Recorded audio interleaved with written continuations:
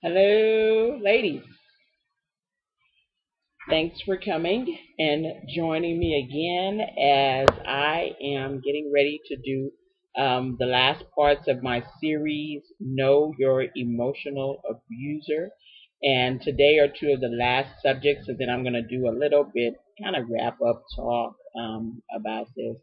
But today we're going to be talking about character assassination and sexual harassment. As I said before, I bet you didn't think you could be sexually harassed in a relationship.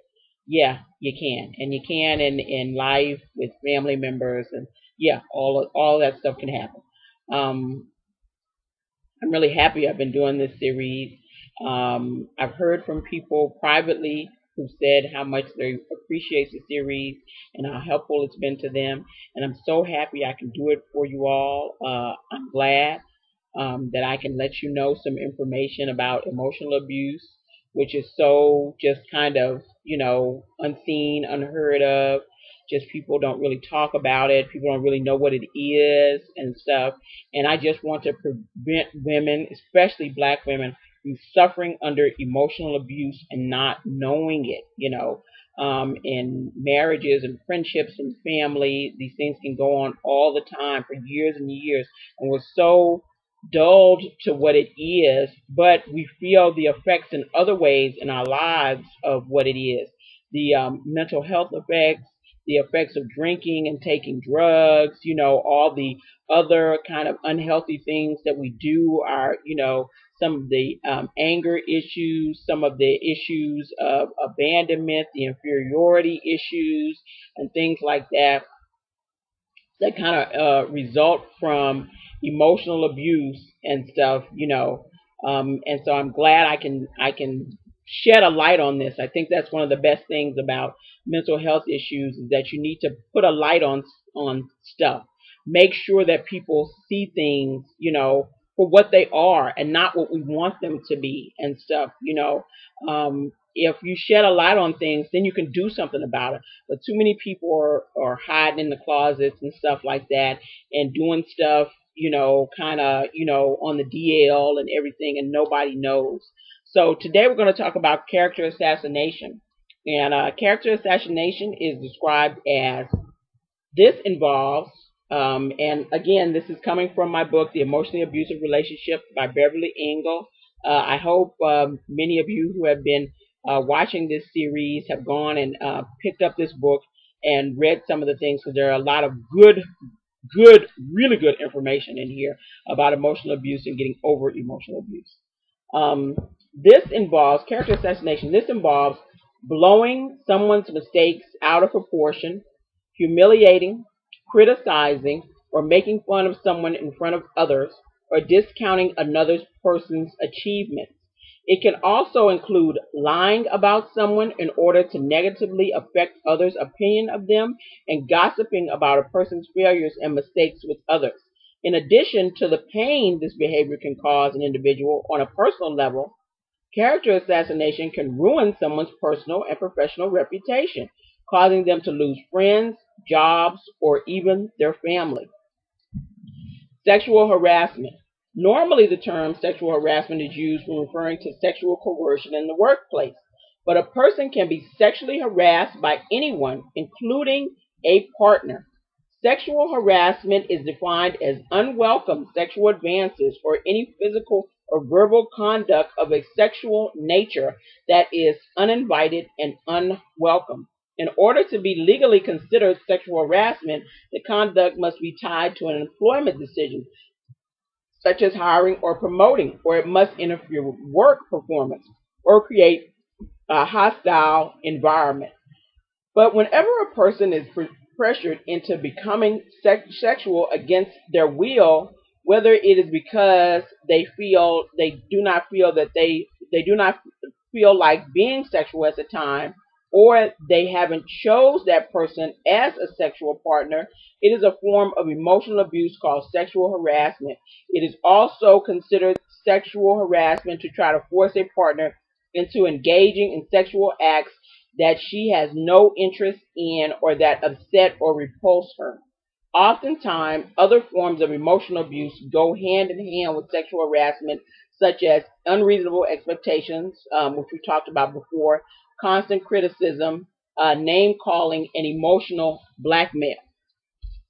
And I think a lot of women probably suffer under sexual harassment from men that they're with and don't know it. They just think that it's just part of being in a relationship is having to do all these sexual things for your partner, whether you want to do them or not, or feeling uncomfortable with some parts of your partner's sexuality that they want to express with you and stuff, and you just don't feel like doing it. You don't feel like doing those acts, especially in this age of pornography and all that stuff. Dudes is getting lots of ideas from pornos, and they want the women they're with to do those things. And so they're, calling women names, calling them prudes, saying that they'll find another woman who will do what she won't do, and all that sort of stuff, to kind of pressure, especially women who are really desperate, to keep a relationship or for a relationship, to have them do that, and to pressure them into doing stuff. And this happens, I'm quite sure, with older women, but I'm quite sure with a lot of younger women. Younger women are still kind of mostly, like anybody else, is trying to find themselves, trying to get their self-confidence together and stuff like that. And having a boyfriend or a partner, is important to a lot of younger women and stuff. And it's defining of their self-esteem and who they are. Instead of them defining that themselves, they're doing it through the partnership and through the boyfriend and all that stuff. And so, guys know that. They use that against women and sexually harass women, sexually harass maybe women they're early in a relationship with, pressuring them into having sex with them, pressuring them into doing things sexually that they won't, pressuring them into, unnatural sex acts or whatever that they want to have with the woman and stuff. And I'm telling you, it's not okay for someone to do something sexually to you that you're uncomfortable with. That's never okay. That's not okay. Sex is a wonderful, beautiful thing between people that love each other, and stuff. And, but that should be a thing that you discuss. And it should be things that if you want to do, you both should be comfortable with doing. You shouldn't feel a pressure to perform like a porno star with your boyfriend or your husband. That's not okay and stuff. You're not a porno star, and you're not, whatever money they making, you're not making and stuff. So you shouldn't have to do all that stuff to prove to him that you love him. I know for many men, the way that they show love is via sex. And, and they think that's, for women, that's the way they feel like women love them. But they shouldn't be thinking that you should do stuff that you don't want to do or are repulsed by because you love them so much, and stuff. That's not showing love. That's showing codependency. That's letting yourself be emotionally abused by a partner, in this case with sexual harassment. Ladies, before having sex with someone, there should be, lots of discussion and open communication about those sorts of things. You shouldn't just not know stuff about people. You should know people's sexual history if they have one. You should have, AIDS tests and stuff like that. Somebody pressuring you into having sex with them and they've had other partners without being tested. Somebody pressuring you into having sex with them without condoms. If you're just dating and stuff like that, somebody telling you to have sex with them with no birth control and all that sort of stuff, and you're not married and had some discussion about having a baby and stuff like that. That's sexual harassment, ladies, and you shouldn't let that happen. This is your life and your body. Remember let me tell you that again. It's your body. This is your body, and you have a right to define how it will be treated by another. Okay, and so you need to stand up for your right to be able to do with your body as you will, and stuff. And if you don't want to do things, you should say no. And if the person is not okay with it And if they continue to try to pressure you into doing stuff, and if they make threats and do emotional blackmail and all that sort of stuff, then you need to know that you're in an emotionally abusive relationship and you need to get out of it. Okay, and that's the end of story. That's the end of story. There should be no discussion or nothing else, working nothing out or whatever. Just get out of there. Okay. Also, character assassination. Now, character assassination is it's an interesting one to me because I have been character assassinated. Okay, and it usually happens at the end of a relationship. You know, it can happen sometimes during the relationship, but it usually happens at the end when you're getting ready to leave or threatening to leave. It is a thing called triangulation, and I didn't really know what it was until I went to therapy and found out what it was. I didn't know what was going on. And what usually happens is that the person who has been abusing you in this triangle, say, the person who has been abusing you has now, you know, there's you. You are the victim. For a long time, you're a victim. And there's your family usually, and they're the rescuers. They've been helping you through, making sure you're okay. Well, the person who's been abusing you now turns themselves into the victim, and then they go to your family and they say all this stuff about you. They start telling your family lies. They start telling your family bad stuff about you. They tell families, they tell friends. Now it's really weird. You think somebody would tell somebody they know, but no, they come and tell your family all this stuff. And so, and your friends, all this stuff about you, and they tell lies about you and all this stuff. And part of it is to kind of manipulate you into getting back into a relationship, or at least manipulating you into having a reaction to what they do, you know, and stuff. And part of this is narcissistic behavior of people who have narcissistic personality disorder and stuff. So part of this is they're trying to get you to react to them. So they do stuff and they say stuff about you to get you to go over to them and talk and all this stuff, you know, and be all mad. For ladies who are getting divorced from someone, you may have this happen to you, especially if they're a narcissistic personality disorder. You will probably have him do character assassination with you. So please watch out. And if you have children with them, watch your children with them. There's a book out about divorcing somebody who has a borderline personality disorder or narcissistic personality disorder. I suggest that you pick that up. Just put that in there, and the book will pop up.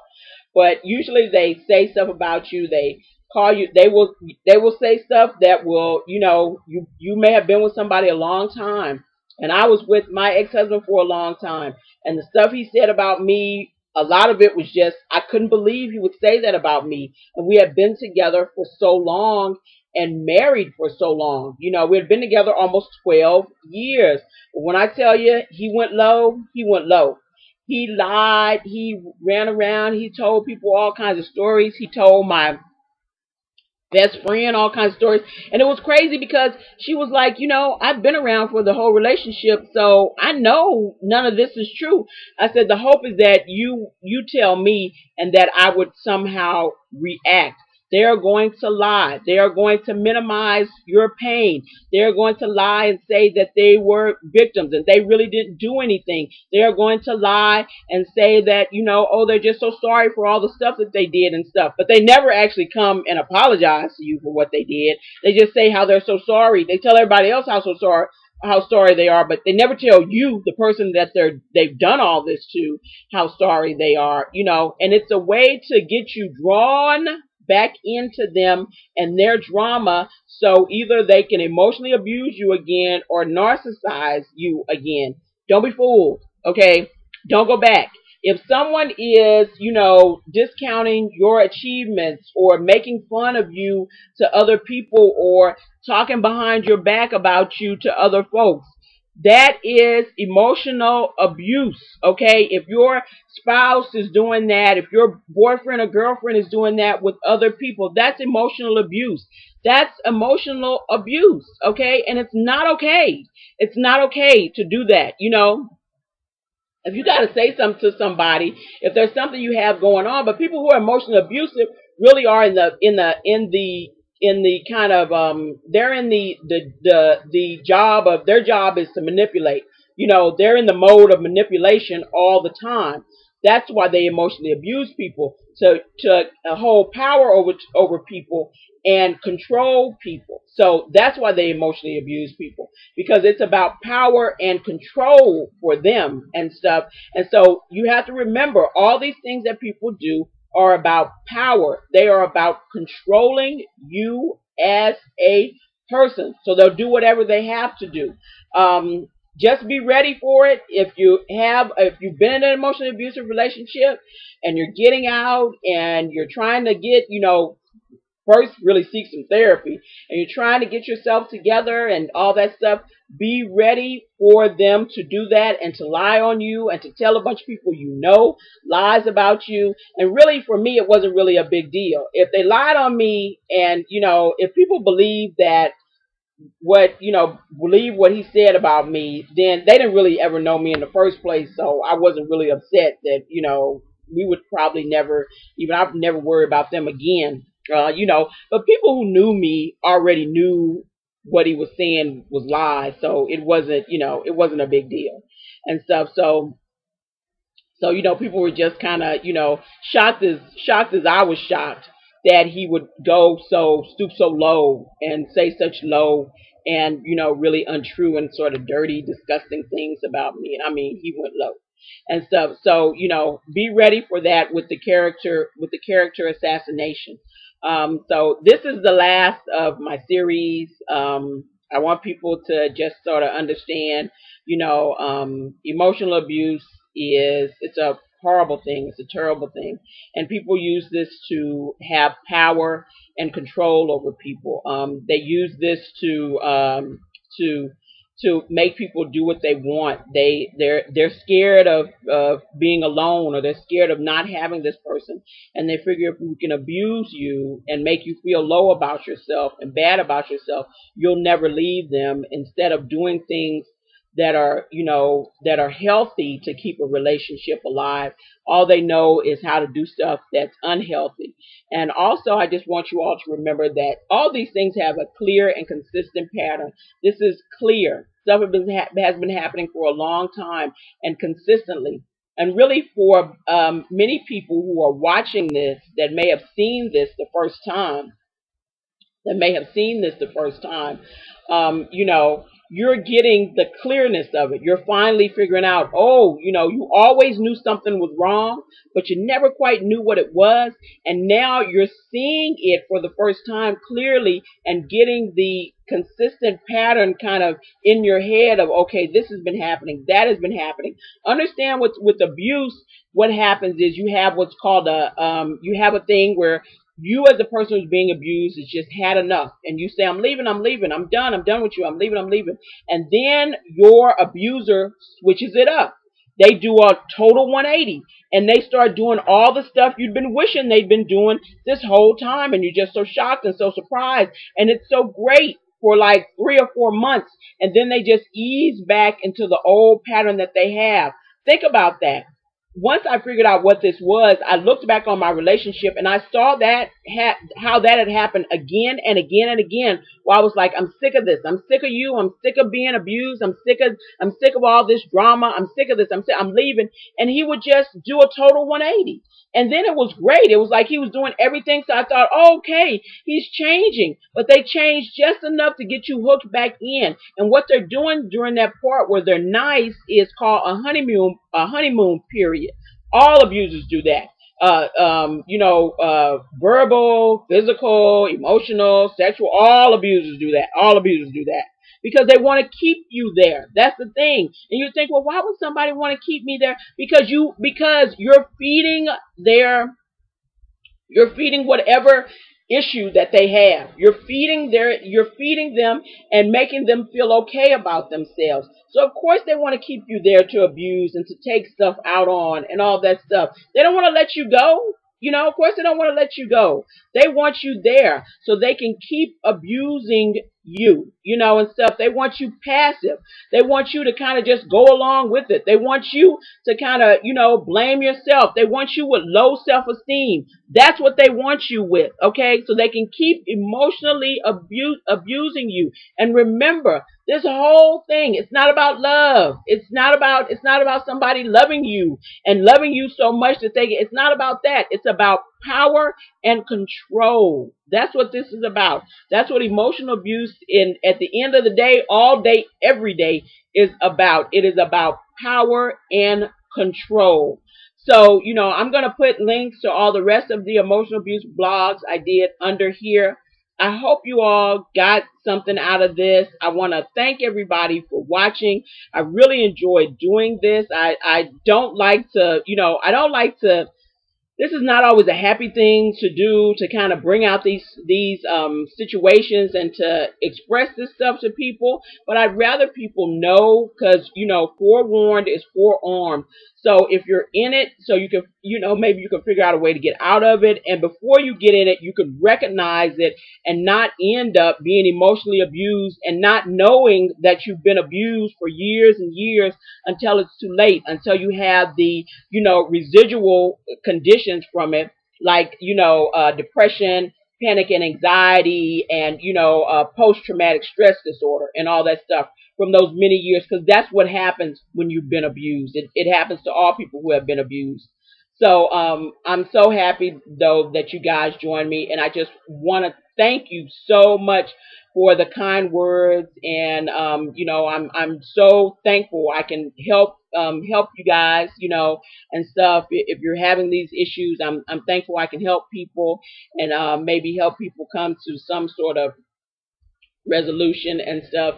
I may in the future do something over, how you can move on from some of these things. I think that would be really good, but I gotta sort of get that part together and stuff. But thank you again, and I'm wishing everybody peace and love, and and that they're okay and whole and healthy in their lives and getting what it is they need and desire to make them be whole, healthy individuals.